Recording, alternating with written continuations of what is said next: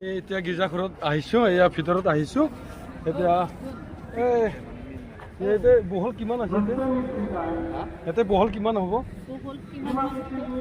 এইটো এই ফুটাৰ পৰা এই ফুটালৈকে 130 ফুট। 130 ফুট আৰু সেইফালে 130 ফুট আৰু সেইফালে তিনিটা কিবাটো আৰু এক্সট্ৰা আছে। হয়, এইটো গোটেই মিলি ফালে 14 বিঘা আছে। 14 বিঘা আছে।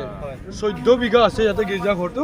এইটো চাওক, ইয়াতে মানে গোটেই অল টোটেল মিলাই তাৰমানে 14 বিঘা মাটি ইয়াতে আছে ন।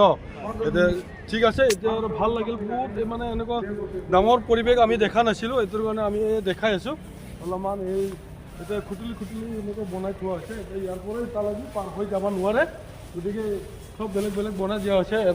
এটা ৰুমত আৰু এটা খুটুলিত মহিলাসকল থাকে আৰু এটা খুটুলিত পুৰুষবিলাকে থাকে। এনেকুৱা তাৰমানে ইয়াত মিক্সিং নহয়, মানে বেলেগ বেলেগ ইয়াত বহি থাকে। ইয়াত সেনেকুৱা উপাসনা কৰে আৰু ইয়াত সেৱা শুশ্ৰূষা কৰে, ঈশ্বৰৰ আৰাধনা কৰে।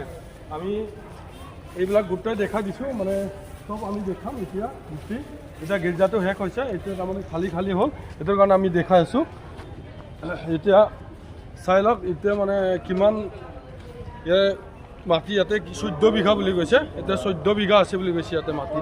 এতিয়া আমি দেখিবলৈ বহুত ভাল লাগিল আৰু ইমান বিশাল গীৰ্জাঘৰটো ইয়াতে বড়ো সন্মিলনত আমি দেখিলোঁ। আজি ইমান সুন্দৰ পৰিৱেশ আমি দেখিবলৈ পালোঁ।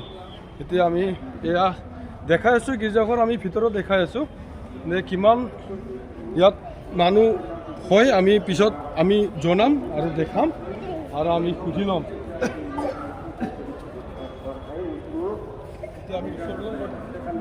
এতিয়া আমি ষ্টেজলৈ গৈ আছোঁ।